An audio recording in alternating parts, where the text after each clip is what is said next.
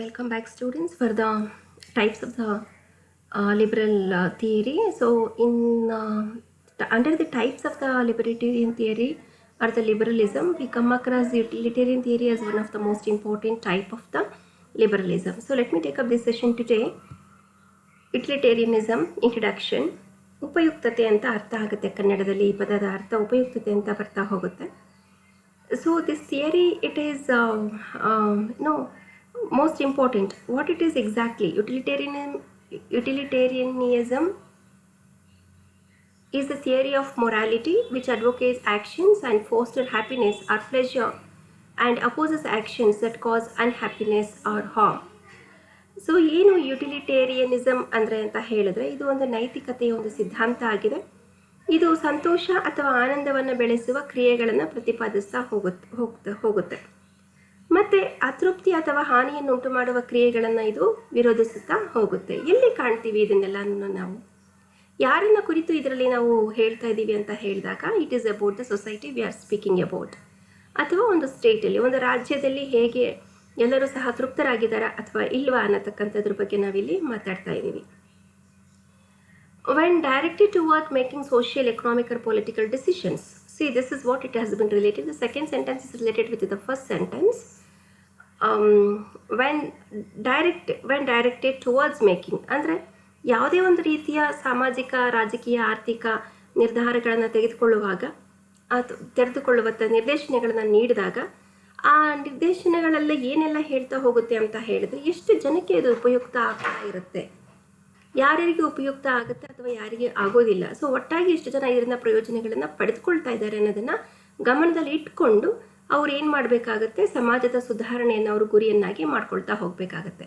So one example I give it you here. Whether when you are concerned about the social utilitarianism ಅಂತ ಹೇಳಿದಾಗ, ಸಮಾಜದಲ್ಲಿ ಸಾಮಾಜಿಕ ವಿಷಯಕ್ಕೆ ಸಂಬಂಧಪಟ್ಟಂತೆ ಯಾವುದೇ ನಿರ್ಧಾರಗಳನ್ನು ಕೈಗೊಳ್ಳಬೇಕಾದ್ರೆ ಈ ಒಂದು ಪಾಲಿಸಿಯನ್ನು, ಒಂದು ಡಿಸಿಷನ್ನ ತೆಗೆದುಕೊಂಡಾಗ ಆ ಡಿಸಿಷನ್ನಿಂದ ಎಷ್ಟು ಜನಕ್ಕೆ ಬೆನಿಫಿಟ್ ಅನ್ನೋದು ಆಗುತ್ತೆ.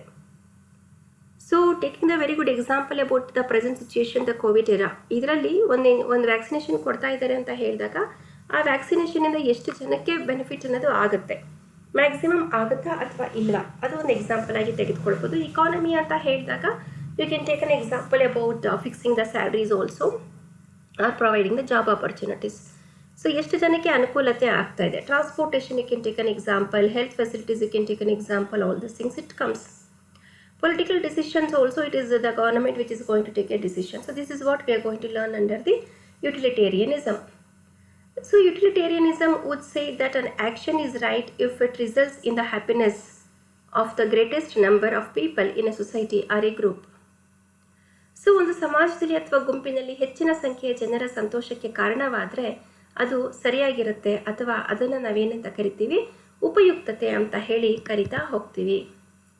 It is a tradition. ಹೇಗೆ ಅರ್ಥ ಮಾಡ್ಕೊಳ್ಬೇಕು ನಾವು ಇದನ್ನು ಅಂತ ಹೇಳಿದಾಗ, it is a tradition of ethical philosophy that is associated with the Jeremy Bentham and J.S. Mill to two late 18th and 19th century British philosophers, economists and political thinkers. ಯುಟಿಲಿಟೇರಿಯಂ ಅನ್ನತಕ್ಕಂಥದ್ದು ಒಂದು ನೈತಿಕ ತತ್ವಶಾಸ್ತ್ರದ ಒಂದು ಸಂಪ್ರದಾಯ ಆಗಿದೆ. ಇದನ್ನು ಬೆಳೆಸಿದಂತಹವರು ಬ್ರಿಟಿಷ್ನ ತತ್ವಜ್ಞಾನಿಗಳು, ಇಬ್ಬರು ಬ್ರಿಟಿಷ್ನ ತತ್ವಜ್ಞಾನಿಗಳಾಗಿದ್ದಾರೆ. ಜರ್ಮಿ ಬೆಂಥಾಮ್ ಮತ್ತು ಜಾನ್ ಸ್ಟುವರ್ಟ್ ಮಿಲ್ ಅವರು, J.S. ಮಿಲ್ ಅಂತ ಹೇಳಿ ಕರಿತೀವಿ. ಇವರಿಬ್ಬರು ಕ್ರಮವಾಗಿ 18 ಮತ್ತು 19ನೇ ಶತಮಾನದಲ್ಲಿ ಇವರು ರಾಜಕೀಯ ಚಿಂತಕರೊಂದಿಗೆ ಸಂಬಂಧವನ್ನು ಹೊಂದಿದ್ರು. ಒಂದು ಪ್ರಕ್ರಿಯೆಯು ದುಃಖವನ್ನು ಉಂಟು ಮಾಡಲು ಒಲವನ್ನು ತೋರಿದ್ರೆ, ಒಂದು ಸಂತೋಷ ಮತ್ತು ತಪ್ಪನ್ನು ಉತ್ತೇಜಿಸೋದಕ್ಕೆ ಒಲವನ್ನು ತೋರುತ್ತೆ, ಅಥವಾ ಸಂತೋಷದ ಹಿಮ್ಮುಖವಾಗ್ತಾ ಹೋಗುತ್ತೆ. ಸೊ ಇಲ್ಲಿ ಅವ್ರು ಏನನ್ನ ಹೇಳ್ತಿದ್ದಾರೆ ಅಂತ ಹೇಳಿದ್ರೆ, utilitarianism holds that an action is right if it tends to promote happiness. ನೀವು ತೆಗೆದುಕೊಂಡತಕ್ಕಂಥ ಒಂದು ಆ್ಯಕ್ಷನ್ ಅನ್ನೋದು ಏನಿದೆ, ಒಂದು ಕ್ರಿಯೆ ಅನ್ನೋದು ಏನಿದೆ, ಸರಿಯಾಗಿರುತ್ತೆ ಯಾವಾಗ ಅಂತ ಹೇಳಿದ್ರೆ ಅದು ಸಂತೋಷವನ್ನು ಉಂಟು ಮಾಡಿದಾಗ, ಆಯಿತಾ. And wrong if it heads towards the produce the sadness. ಒಂದು ವೇಳೆ ಅದು ದುಃಖವನ್ನು ಅದು ಪ್ರೊಡ್ಯೂಸ್ ಮಾಡ್ತಿದೆ ಅಂತ ಹೇಳಿದ್ರೆ ಆ ಡಿಸಿಷನ್ ಅನ್ನೋದು ಏನಾಗಿರುತ್ತೆ, ಅದು ತಪ್ಪು. So or the reverse of the happiness. ಅದು ಬೇಕಾದರೆ ಏನಾಗ್ಬೋದು, ಹಿಮ್ಮುಖವಾಗಿಯೂ ಸಹ ಚಲಿಸಬಹುದು. Not just the happiness of the actor but that of every one affected by it. ಇದು ಯಾವುದೋ ಒಂದು ಗುಂಪಿಗೆ ಮಾತ್ರ ಸೀಮಿತವಾಗಿರತಕ್ಕಂಥಲ್ಲ, ಇದು ಎಲ್ಲವನ್ನೂ ಸಹ ಎಲ್ಲರ ಒಂದು ಏನೋ ಹ್ಯಾಪಿನೆಸ್ನ ನಾವಿಲ್ಲಿ ನೋಡ್ತಾ ಹೋಗಬೇಕಾಗತ್ತೆ. At work, you display utilitarianism when you take actions to ensure that the office is a positive environment for your co-workers to be in, and then make it so far yourself. ಅದರಿಂದ ಪ್ರಭಾವಿತರಾದ ಪ್ರತಿಯೊಬ್ಬರೂ ಸಹ ಸಂತೋಷವೂ ಸಹ ಯುಟಿಲಿಟೇರಿಯನಿಸಮ್ ಅಂತ ಹೇಳ್ತಾ ಹೋಗ್ತಾರೆ. ಕೆಲಸದಲ್ಲಿ ನಿಮ್ಮ ಅಂದರೆ ಒಂದು ಎಕ್ಸಾಂಪಲ್ನ ಇಲ್ಲಿ ಕೊಟ್ಟಿದ್ದಾರೆ. ಸಹೋದ್ಯೋಗಿಗಳು ಇರುವ ಒಂದು ವಾತಾವರಣದಲ್ಲಿ ಕಚೇರಿ ಕೆಲಸ ಹೇಗಿರಬೇಕು ಅಂತ ಹೇಳಿದಾಗ ಸಕಾರಾತ್ಮಕವಾಗಿರ್ತಕ್ಕಂಥ ಒಂದು ವಾತಾವರಣವನ್ನು ನಾವಲ್ಲಿ ಸೃಷ್ಟಿ ಮಾಡಬೇಕಾಗತ್ತೆ. ಅದನ್ನು ನೀವು ಖಚಿತಪಡಿಸ್ಕೊಳ್ಬೇಕು ಅಂತ ಹೇಳಿದಾಗ ಕೆಲವೊಂದು ಕ್ರಮಗಳನ್ನು ತೆಗೆದುಕೊಳ್ಬೇಕಾದ್ರೆ ನೀವು ಏನು ಮಾಡ್ತೀರಾ, ಉಪಯುಕ್ತತೆಯನ್ನು ನಾವು ಇಲ್ಲಿ ಏನು ಮಾಡಬೇಕು, ಪ್ರದರ್ಶಿಸ್ತಾ ಹೋಗ್ತೀರಾ. ಅದರ ಉಪಯುಕ್ತತೆ ಎಷ್ಟು ಜನಕ್ಕೆ ಅದು ಆಗಿದೆ ಅಂದರೆ ಇದರಿಂದ ಯುಟಿಲಿಟೇರಿಯನಿಸಮಿಂದ ಅಥವಾ ತೆಗೆದುಕೊಂಡಂಥ ಡಿಸಿಷನಿಂದ ಎಷ್ಟು ಜನಕ್ಕೆ ಯುಟಿಲಿಟಿ ಅನ್ನೋದು ಆಗಿದೆ. How many of them have utilised and either it may be a policy, it might be a decision which has been taken or whatever it is. ತೆಗೆದುಕೊಂಡಂತಹ ನಿರ್ಧಾರದಿಂದ ಎಷ್ಟು ಜನಕ್ಕೆ ಉಪಯುಕ್ತ ಅನ್ನೋದು ಆಗ್ತಾ ಇದೆ ಅನ್ನೋದ್ರ ಬಗ್ಗೆ ನಾವು ನೋಡ್ತಾ ಹೋಗ್ತೀವಿ. ಸಪೋಸ್ ಇಟ್ ಟೇಕನ್ ಎಕ್ಸಾಂಪಲ್ 100 ಜನ ಇದ್ದಾರೆ, 60 ಜನಕ್ಕೆ ಬೆನಿಫಿಟ್ ಆಯಿತು, 40 ಜನಕ್ಕೆ ಆಗಿಲ್ಲ ಅಂತ ಹೇಳಿದಾಗ ದಟ್ ಈಸ್ ಬೆನಿಫಿಟೆಡ್ ಅಂತಲೇ ಅರ್ಥ ಬರುತ್ತೆ. ಕಾರಣ ಏನು ಅಂತ ಹೇಳಿದ್ರೆ majority of them have benefited here. So this is only one example what I given it to you. ಉಪಯುಕ್ತತೆ ಅಂದರೆ ಏನು ಅಂತ ಹೇಳಿದಾಗ so there is 3 generally accepted axioms of the utilitarian states. ಯಾವ್ದ್ಯಾವುದು 3 ಸಾಮಾನ್ಯವಾಗಿ ನಾವು 3 ಮೂಲ ತತ್ವಗಳನ್ನು ನಾವಿಲ್ಲಿ ಕಾಣ್ತಾ ಹೋಗ್ತೀವಿ. ಯಾವ್ದ್ಯಾವುದು ಅಂತ ಹೇಳಿದ್ರೆ ಮೊದಲನೇದಾಗಿ pleasure happiness is the pleasure or happiness is the only thing that has intrinsic value.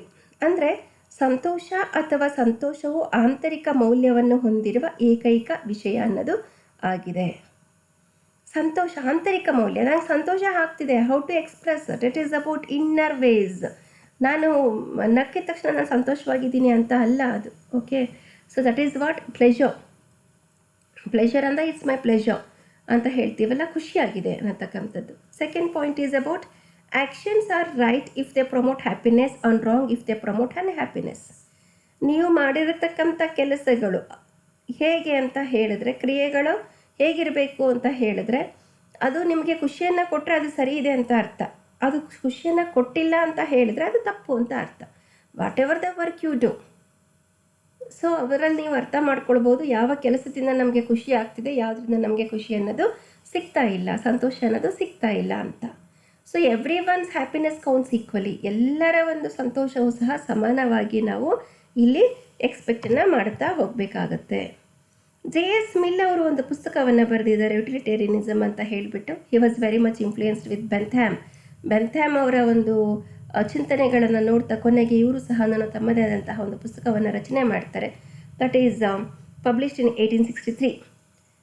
So Jeremy Bentham ಅವರ 1789 ಪ್ರಕಟಣೆಯ ಪರಿಚಯ ಮತ್ತು ನೈತಿಕತೆ ಮತ್ತು ಶಾಸನಗಳ ಪರಿಚಯದಲ್ಲಿ ಅವರು ತಮ್ಮ ಅತ್ಯಂತ ಸಂತೋಷದ ತತ್ವವನ್ನು ವಿವರಿಸಿರ್ತಾರೆ. ಪ್ರಕೃತಿ ಮಾನವ ಕುಲವನ್ನು ಇಬ್ಬರು ಸಾರ್ವಭೌಮ ಯಜಮಾನರು ನೋವು ಮತ್ತು ಆನಂದದ ಆಡಳಿತದಲ್ಲಿ ಇರಿಸಿದೆ. ಇದು ಅವರಿಗೆ ಮಾತ್ರ ನಾವು ಏನು ಮಾಡಬೇಕೆಂದು ಸೂಚಿಸಬೇಕು, ಹಾಗೆಯೇ ನಾವು ಏನು ಮಾಡಬೇಕೆಂದು ನಿರ್ಧರಿಸುತ್ತೇವೆ ಅಂತ ಹೇಳ್ತಾರೆ. So what is he saying here? The creed which accepts as a foundation of morals utility or the greatest happiness principle holds that actions are right in proportion as they tend to promote happiness, wrong as they tend to produce the reverse of happiness. By happiness is intended to pleasure and the absence of pain. By unhappiness, pain and the privation of the pleasure. So this is what he says about the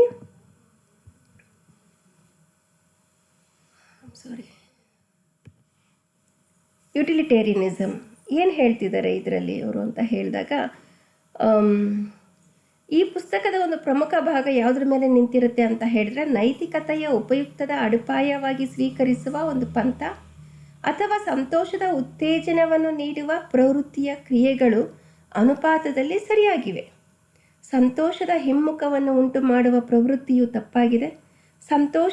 ಸಂತೋಷವನ್ನು ಇಲ್ಲಿ ಉದ್ದೇಶವನ್ನು ಮಾಡಿದ್ದಾರೆ ಮತ್ತು ನೋವಿನ ಅನುಪಸ್ಥಿತಿ, ಅತೃಪ್ತಿ, ನೋವು ಮತ್ತು ಖಾಸಗೀಕರಣದಿಂದ ಏನಾಗುತ್ತೆ, ಸಂತೋಷದ ಒಂದು ಹಿಮ್ಮುಖ ಅಂದರೆ ಅದು ರಿವರ್ಸ್ ಅನ್ನೋದು ಆಗ್ತಾ ಹೋಗುತ್ತೆ. So by happiness is intended through the pleasure and the absence of the pain. ಅಲ್ಲಿ ಎಲ್ಲೆಲ್ಲಿ ನಿಮಗೆ ಪ್ಲೆಜರು ಸಂತೋಷ ಇರುತ್ತೋ ಅಲ್ಲಿ ಪೇಯ್ನ್ ಅನ್ನೋದು ಇರೋದಿಲ್ಲ, ಅಸಂತೋಷ ಅನ್ನೋದು ಇರೋದಿಲ್ಲ. Okay, by unhappiness, pain and the prevention of the pleasure. So this is what we going to learn and what he has described. So there are few important features which has been there in the utilitarianism. Utilitarianism is a theory of the morality which advocates actions that foster happiness and opposes actions that cause unhappiness. ಯುಟಿಲಿಟೇರಿಯನಿಸಮ್ ಎನ್ನುವುದು ನೈತಿಕತೆಯ ಒಂದು ಸಿದ್ಧಾಂತ. ಇದು ಸಂತೋಷವನ್ನು ಬೆಳೆಸುವ ಕ್ರಿಯೆಗಳನ್ನು ಪ್ರತಿಪಾದಿಸುತ್ತೆ ಮತ್ತು ಅತೃಪ್ತಿಯನ್ನು ಉಂಟು ಮಾಡುವ ಕ್ರಿಯೆಗಳನ್ನು ವಿರೋಧಿಸ್ತಾ ಹೋಗುತ್ತೆ. Utilitarianism promotes the greatest amount of good for the greatest number of people. ಯುಟಿಲಿಟೇರಿಯನಿಸಮ್ ಅನ್ನೋದು ಹೆಚ್ಚಿನ ಸಂಖ್ಯೆಯ ಜನರಿಗೆ ಉತ್ತಮವಾದಂತಹ ಒಂದು ಉತ್ತಮವಾದಂತಹ ಮೊತ್ತವನ್ನು ಇದು ನೀಡ್ತಾ ಹೋಗುತ್ತೆ. So that is what I was mentioning about the majority. Okay, so ಎಲ್ಲರಿಗೂ ಸಹ ಆಗಬೇಕು. ಎಲ್ಲರಿಗೂ ಅಂತ ಹೇಳಿದಾಗ at least maximum number of people must be benefited ಅಂತ ಅರ್ಥ ಆಗುತ್ತೆ. When used in a socio-political construct, utilitarianism ethics aims for the betterment of society as a whole. ಸಾಮಾಜಿಕ ರಾಜಕೀಯ ರಚನೆಯಲ್ಲಿ ಬಳಸಿದಾಗ ಪ್ರಯೋಜನಕಾರಿ ನೀತಿಗಳು ಒಟ್ಟಾರೆಯಾಗಿ ಸಮಾಜದ ಸುಧಾರಣೆಗೆ ಗುರಿಯನ್ನು ಹೊಂದಿರುತ್ತೆ. Utilitarianism is a reason-based approach to determining right and wrong, but it has limitations. ಈ ಯುಟಿಲಿಟೇರಿಯನಿಸಮ್ ಅನ್ನೋದು ಸರಿ ಮತ್ತು ತಪ್ಪುಗಳನ್ನು ನಿರ್ಧರಿಸೋದಕ್ಕೆ ಒಂದು ಕಾರಣ ಆಧಾರಿತ ಒಂದು ವಿಧಾನ ಆಗಿದೆ. ಆದರೆ ಇದಕ್ಕೆ ತನ್ನದೇ ಆದಂತಹ ಕೆಲವೊಂದು ಮಿತಿಗಳನ್ನು ಸಹ ನಾವು ಕಾಣ್ತಾ ಹೋಗ್ತೀವಿ. How this is relevant in political economy. Utilitarianism ಅನ್ನತಕ್ಕಂಥದ್ದು ಪ್ರಸ್ತುತ ಹೇಗೆ ಇದು ಪ್ರಸ್ತುತದಲ್ಲಿದೆ ಅನ್ನೋದನ್ನು ನೋಡೋಣ. In liberal democracies throughout the centuries the progenitors of the utilitarianism spawned variants and extension of its core principles. Some of the questions they wrestled with include: what constitutes the greatest amount of good? How is happiness defined? How is justice accommodated? So ನಾವಿಲ್ಲಿ ನೋಡ್ತಾ ಹೋಗಬೇಕು ಅಂತ ಹೇಳಿದಾಗ ರಾಜಕೀಯ ಆರ್ಥಿಕತೆಯಲ್ಲಿ ಯುಟಿಲಿಟೇರಿಯನಿಸಮ್ನ ಪ್ರಸ್ತುತತೆಯನ್ನು ನಾವಿಲ್ಲಿ ಕಾಣಬೇಕಾಗತ್ತೆ. ಶತಮಾನಗಳಾದ್ಯಂತ ಉದಾರವಾದಿ ಪ್ರಜಾಪ್ರಭುತ್ವಗಳಲ್ಲಿ ಉಪಯುಕ್ತತೆಯ ಮೂಲದವರು ಅದರ ಮೂಲ ತತ್ವಗಳ ರೂಪಾಂತರಗಳು ಮತ್ತು ವಿಸ್ತರಣೆಗಳನ್ನು ಹುಟ್ಟುಹಾಕ್ತಾರೆ. ಅವರು ಕುಸ್ತಿಯಾಡಿದ ಕೆಲವು ಪ್ರಶ್ನೆಗಳು ಹೀಗಿವೆ: ಉತ್ತಮವಾದ ಉತ್ತಮ ಮೊತ್ತ ಯಾವುದು? ಸಂತೋಷವನ್ನು ಹೇಗೆ ನೀವು ವ್ಯಾಖ್ಯಾನವನ್ನು ಮಾಡ್ತೀರಾ? ನ್ಯಾಯವನ್ನು ಹೇಗೆ ನೀವು ಸೇರಿಸ್ತೀರಾ? Okay, so these are some of the important questions which has been raised in the political economy. In today's Western democracies, policy makers are generally proponents of free markets and some base level of government interference in the private lives of citizens so as to assure safety and security. ಇಂದಿನ ಪಾಶ್ಚಿಮಾತ್ಯ ಪ್ರಜಾಪ್ರಭುತ್ವಗಳಲ್ಲಿ ನೀತಿ ನಿರೂಪಕರು ಸಾಮಾನ್ಯವಾಗಿ ಮುಕ್ತ ಮಾರುಕಟ್ಟೆಗಳ ಪ್ರತಿಪಾದಕರು ಮತ್ತು ಸುರಕ್ಷತೆಯನ್ನು ಖಾತರಿಪಡಿಸುವ ಸಲುವಾಗಿ ನಾಗರಿಕರ ಖಾಸಗಿ ಜೀವನದಲ್ಲಿ ಕೆಲವು ಮೂಲ ಮಟ್ಟದ ಸರ್ಕಾರದ ಹಸ್ತಕ್ಷೇಪವನ್ನು ಮಾಡ್ತಾರೆ. ಸೂಕ್ತವಾದ ನಿಯಂತ್ರಣ ಮತ್ತು ಕಾನೂನುಗಳು ಯಾವಾಗಲೂ ಚರ್ಚೆಯ ವಿಷಯವಾಗಿದ್ದರೂ ಸಹ ರಾಜಕೀಯ ಮತ್ತು ಆರ್ಥಿಕ ನೀತಿಗಳು ಪ್ರಾಥಮಿಕವಾಗಿ ಸಾಧ್ಯವಾದಷ್ಟು ಜನರಿಗೆ ಯೋಗಕ್ಷೇಮವನ್ನು ಬೆಳೆಸುವತ್ತ ಸಜ್ಜಾಗಿರುತ್ತೆ, ಅಥವಾ ಅದು ಕನಿಷ್ಠವೂ ಇರಬೇಕು. ಪ್ರಯೋಜನಕಾರಿ ಆಗಿರತಕ್ಕಂಥ ಆಧಾರಿತ ರೀತಿ, ಓಕೆ, ಅಥವಾ ಕ್ರಿಯೆಯ ಕಾರಣದಿಂದ ಆದಾಯದ ಅಸಮಾನತೆ ಆಗುತ್ತೆ, ಅಥವಾ ಬೇರೆ ರೀತಿಯ ನೆಗೆಟಿವ್ ಆಗಿರತಕ್ಕಂಥ ಪರಿಣಾಮಗಳನ್ನು ಅನುಭವಿಸತಕ್ಕಂಥ ಅನಾನುಕೂಲಕರ ಗುಂಪುಗಳು ಸಹ ಇರುತ್ತೆ. ಹೆಚ್ಚಿನ ರಾಜಕಾರಣಿಗಳು ಪರಿಹಾರವನ್ನು ಕಂಡುಹಿಡಿಯೋದಕ್ಕೆ ಪ್ರಯತ್ನವನ್ನು ಮಾಡ್ತಾ ಇರ್ತಾರೆ. So all these things which has been covered here. Okay, western ಡೆಮೋಕ್ರಸೀಸ್ನಲ್ಲಿ policy makers generally proponents of the free markets. Policy makers ಏನು ಮಾಡ್ತಾರೆ, ಫ್ರೀ ಮಾರ್ಕೆಟ್ಸ್ನ ಹೇಗೆ ಬಳಸ್ಕೊಳ್ಬೇಕು ಅನ್ನೋದನ್ನು ನೋಡ್ತಾ ಹೋಗ್ತಾರೆ. And also about they assure about the safety and the security. ಅಲ್ಲಿ ಸೇಫ್ಟಿ, ಸೆಕ್ಯೂರಿಟಿ, ಭದ್ರತೆ ಎಲ್ಲ ಇದೆಯಾ ಅಂತ ನೋಡತಕ್ಕಂಥದ್ದು. ಎರಡನೇದಾಗಿ appropriate amount of the free regulations laws will always to be subject. ಅಂದರೆ ರಾಜಕೀಯವಾಗಿ ಮತ್ತು ಆರ್ಥಿಕವಾಗಿ ಯಾವ ರೀತಿಯ ಒಂದು ಪಾಲಿಸೀಸ್ನ ಮಾಡಬೇಕು ಅನ್ನತಕ್ಕಂಥದ್ದನ್ನು ನೋಡತಕ್ಕಂಥದ್ದು. ಆಮೇಲೆ ಡಿಸಡ್ವಾಂಟೇಜಸ್ ಏನಾದರೂ ಕಂಡು ಬಂದಂತಹ ಸಂದರ್ಭದಲ್ಲಿ ಅಥವಾ ಇನ್ಕಮ್ ಇನ್ಇಕ್ವಾಲಿಟಿಯನ್ನು ನೋಡಿದಂತಹ ಒಂದು ಸಂದರ್ಭಗಳಲ್ಲಿ ನಾವೇನು ಮಾಡ್ತೀವಿ, ಇದರಲ್ಲಿ ಮೋಸ್ಟ್ ಪೊಲಿಟಿಷಿಯನ್ಸ್ ಏನು ಮಾಡ್ತಾರೆ, ಅದಕ್ಕೆ ಸೊಲ್ಯೂಷನ್ನ ಹುಡ್ಕತಕ್ಕಂಥ ಒಂದು ಪ್ರಯತ್ನವನ್ನು ಅವರು ಮಾಡ್ತಾ ಇರ್ತಾರೆ. ಅದೇ ರೀತಿಯಾಗಿ ಯುಟಿಲಿಟೇರಿಯನಿಸಮ್ ಅನ್ನೋದು ಬರೀ ಈ ಒಂದು ರಾಜಕೀಯ ಆರ್ಥಿಕತೆಗೆ ಮಾತ್ರ ಸೀಮಿತವಾಗಿಲ್ಲ. ನಾವು ಇದನ್ನು ಬೇರೆ ಬೇರೆ ಒಂದು ಸಂದರ್ಭಗಳಲ್ಲೂ ಸಹ ಕಾಣ್ತಾ ಹೋಗ್ತೀವಿ. ವ್ಯಾಪಾರ ಮತ್ತು ವಾಣಿಜ್ಯ ಇರ್ಬೋದು, ಅದರಲ್ಲೂ ಸಹ ನಾವು ಕಾಣ್ತೀವಿ. ಆಮೇಲೆ ಆ್ಯಕ್ಟ್ನಲ್ಲೂ ಸಹ ನಾವು ಕಾಣ್ತಾ ಹೋಗ್ತೀವಿ. ಆ್ಯಕ್ಟ್ ಮತ್ತು ಎಥಿಕ್ಸಲ್ಲೂ ಸಹ ಅದನ್ನು ಯಾರಿಗೆಷ್ಟು ನನಗಾಗಲೇ ಹೇಳಿದ್ದೀನಿ. ಅದರಲ್ಲಿ ಕಾರ್ಪೊರೇಟ್ ಕೆಲಸದ ಸ್ಥಳದಲ್ಲೂ ಸಹ ನಾವು ಇದನ್ನು ಕಾಣ್ತಾ ಬರ್ತೀವಿ. ಅಂದರೆ ವೈಯಕ್ತಿಕ ಮಟ್ಟದಲ್ಲಿ ಕೆಲಸದಲ್ಲಿ ನೈತಿಕವಾಗಿ ಸರಿಯಾದ ನಿರ್ಧಾರಗಳನ್ನು ತೆಗೆದುಕೊಂಡ್ರೆ ಎಲ್ಲರ ಸಂತೋಷ ಸಹ ಹೆಚ್ಚಾಗುತ್ತೆ. ಹಾಗಾದರೆ ನೈತಿಕವಾಗಿ ಏನಾದರೂ ತಪ್ಪು ಮಾಡಿದಲು ಹರಿಸಿದ್ರೆ ಏನಾಗುತ್ತೆ, ಅದು ಸಂತೋಷವನ್ನು ಕಡಿಮೆ ಮಾಡ್ತಾ ಹೋಗುತ್ತೆ ಅಂತ ಹೇಳ್ತಾ ಇದ್ದಾರೆ. Finally it is about the limitations of the utilitarianism. ಅದರಲ್ಲಿ limitation of the utilitarianism is that it tends to create a black and white construct of morality. In utilitarian ethics, there are no shades of grey, either something is wrong or it is right. ಅಂದರೆ ಇದರಲ್ಲಿ ನಮಗೆ ಏನು ಹೇಳ್ತಾ ಇದ್ದಾರೆ ಅಂತ ಹೇಳಿದ್ರೆ, ಉಪಯುಕ್ತತೆಯ ಒಂದು ಮಿತಿ ಅಂತ ಹೇಳಿದ್ರೆ ನೈತಿಕತೆಯ ಕಪ್ಪು ಬಿಳುಪು ರಚನೆಯನ್ನು ಸೃಷ್ಟಿಯನ್ನು ಮಾಡ್ತಾ ಹೋಗುತ್ತೆ. ಪ್ರಯೋಜನಕಾರಿ ನೀತಿಯಲ್ಲಿ ಬೂದು ಬಣ್ಣದ ಅಂದರೆ ಇಟ್ ಇಸ್ ಗ್ರೇ ಅಂತ ಹೇಳಿದ್ನಲ್ವ, ಅದು ಹೇಗಿರುತ್ತೆ ಅಂತ ಹೇಳಿದ್ರೆ ಯಾವುದು ತಪ್ಪು ಮತ್ತು ಯಾವುದು ಸರಿ ಅನ್ನೋದನ್ನು ನಮಗೆ ತಿಳಿಸ್ತಾ ಹೋಗುತ್ತೆ. Utilitarianism also cannot predict with certainty whether the consequences of our actions will be good or bad. The results of our actions happen in the future. ನಮ್ಮ ಕ್ರಿಯೆಗಳ ಪರಿಣಾಮಗಳು ಒಳ್ಳೆಯದು ಅಥವಾ ಕೆಟ್ಟದ್ದೇ ಎಂದು ಉಪಯುಕ್ತವಾಗುತ್ತೆ. ಖಚಿತವಾಗಿ ನಾವು ಅದನ್ನು ಏನು ಸಹ ಊಹೆ ಮಾಡಲಿಕ್ಕೆ ಸಾಧ್ಯ ಆಗೋದಿಲ್ಲ. ನಮ್ಮ ಕ್ರಿಯೆಗಳ ಫಲಿತಾಂಶಗಳು ಭವಿಷ್ಯದಲ್ಲಿ ನಮಗೆ ಸಂಭವಿಸ್ತಾ ಹೋಗುತ್ತೆ. Utilitarianism also has trouble accounting for values like justice and individual rights. For example, say a hospital has 4 people whose lives depend upon receiving organ transplants: a heart, a lungs, a kidney, and a liver. If a healthy person wanders into the hospital, his organs could be harvested to save 4 lives at the expense of his one life. This would arguably produce the greatest good for the greatest number, but few would consider it an acceptable course of action, let alone an ethical one. ಅಂದರೆ ಆಸ್ಪತ್ರೆಯಲ್ಲಿ 4 ಜನ ಇದ್ದಾರೆ ಅಂತ ತಿಳ್ಕೊಳ್ಳಿ. ಅವರ ಜೀವನವು ಅಂಗಾಂಗ ಕಸಿ ಪಡೆಯುವುದನ್ನು ಅವಲಂಬಿಸಿರುತ್ತೆ.